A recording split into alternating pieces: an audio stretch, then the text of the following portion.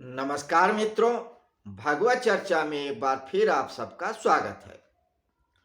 हम लोग भगवत चर्चा की इस सीरीज में नारद भक्ति सूत्र पे बात कर रहे हैं। नारद भक्ति सूत्र में 84 सूत्र हैं, छोटे छोटे। इन सूत्रों के द्वारा नारद मुनि ने भक्ति के ऊपर एक विशद चर्चा किया है। 54 सूत्रों तक हम लोगों ने बात किया है। आज 55वें सूत्र पे बात करेंगे। विषय जो चल रहा है हमारा 51वें सूत्र से 73वें सूत्र का है।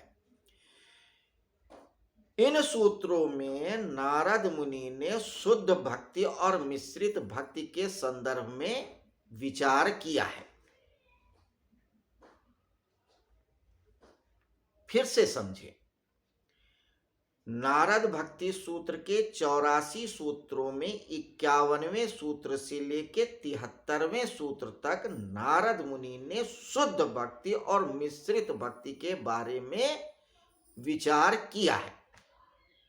नारद मुनि कहते हैं दो प्रकार की भक्ति होती है। एक होती है कामना रहित, विशुद्ध कामना रहित, जिसमें कोई कामना नहीं है।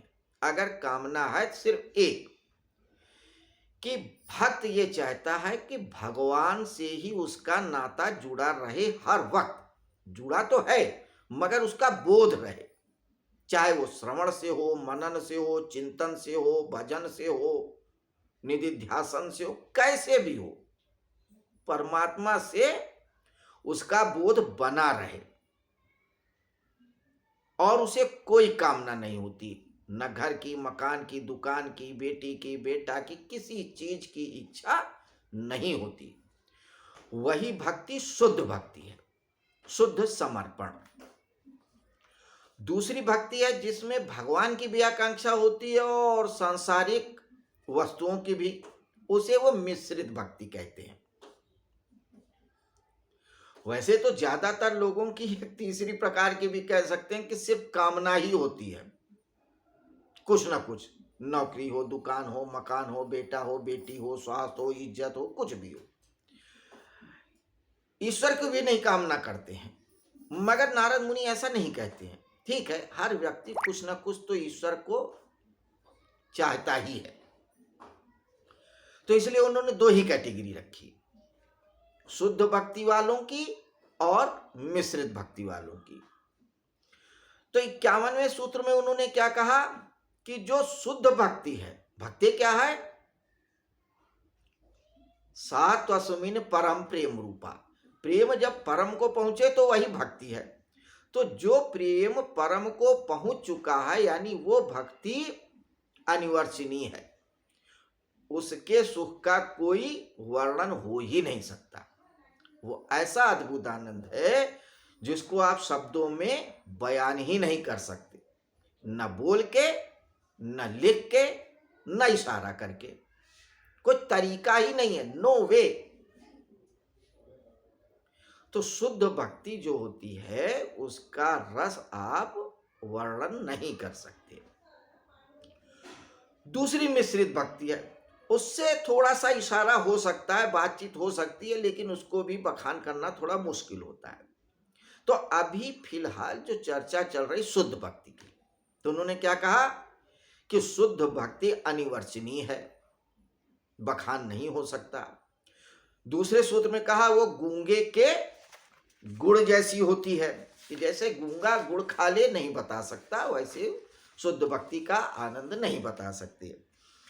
तीसरे सूत्र में उन्होंने कहा प्रकाशते क्वा अपि पात्रे। यद्यपि भक्ति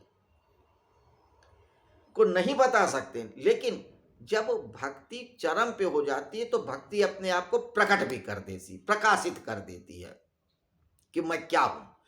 फिर भक्ति का अनुभव हो जाता है, लेकिन कभी कभी होता है, सदियों में होता है, सैकड़ों साल में होता है।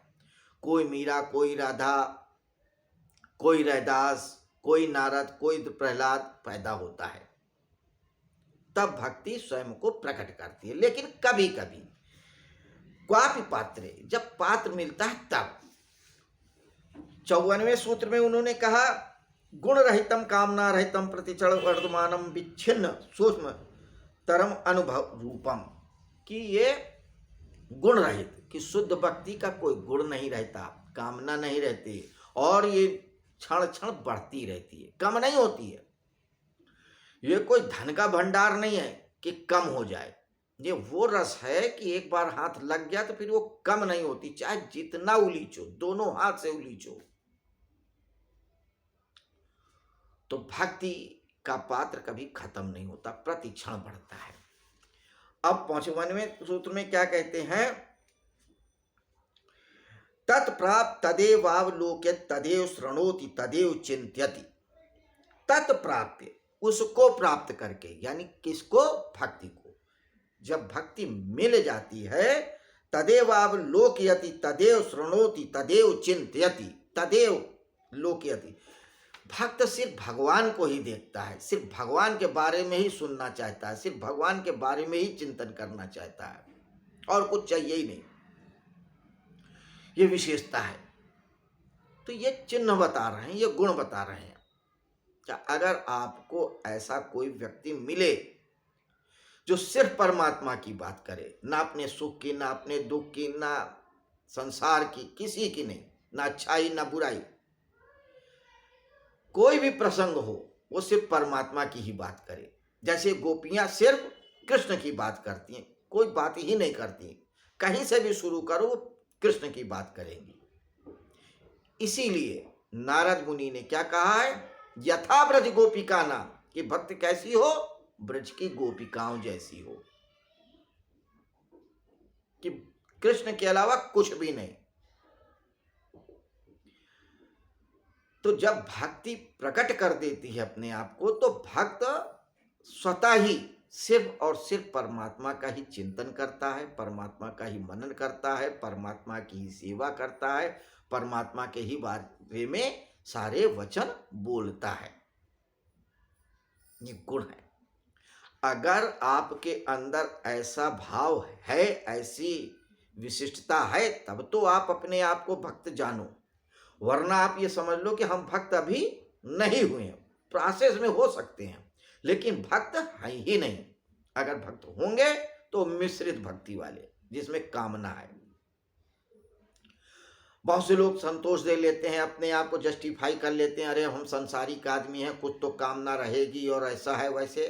वो एक फॉल्स जस्टिफिकेशन वाली बात है, तो देते रहिए, उससे आपका हला भला कुछ नहीं होगा। हो सकता है आपने कोई चीज मांगा, मिल जाए, पूरी हो जाए, लेकिन वो उसका मूल्य, उस भक्ति का मूल्य उतना ही होगा।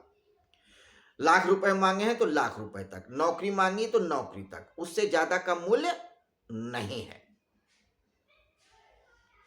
तो आप अपने आप को भक्त समझें, तब जब आपके अंदर ये गुण आ जाए, वरना भक्त नहीं है। तो भक्ति करने के पहले भक्ति को समझना जरूरी है, उससे क्लैरिटी होती है, उससे आप जिस राह पे चल रहे हो उसमें सुगमता होती है। जैसे अगर आप को कोई नई विधा सीखनी है, गाड़ी चलाना सीखना है, तो गाड़ी चलाने के पहले, सीखने के पहले अगर आप थोड़ी बहुत जानकारी ले लें, तो आप गाड़ी चलाएंगे, आसानी रहेगी। और लेना ही पड़ेगा कि भाई ये क्लच है, ये गियर है, ये एक्सीलेटर है, ऐसे मोड़ा जाए, ऐसे क्या किया जाए, सब कुछ आपको जानना पड़ेगा। जान लेंगे तो सुविधा रहेगी, आराम रहेगी, जल्दी सीखेंगे। और अगर आप आए और मोटर पे बैठ गए, चाबी लगा दिया, हो सकता है एक्सीडेंट ही हो जाए, गिर ही जाओ, तो चांसेस एक्सीडेंट के ज्यादा है।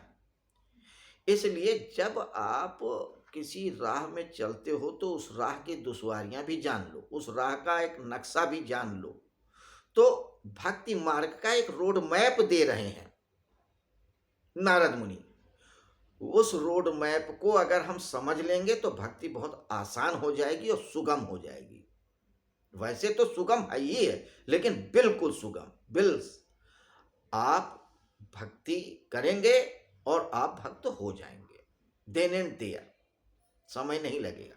लेकिन इन सूत्रों को थोड़ा समझ लें तो, बाकी आपकी मर्जी।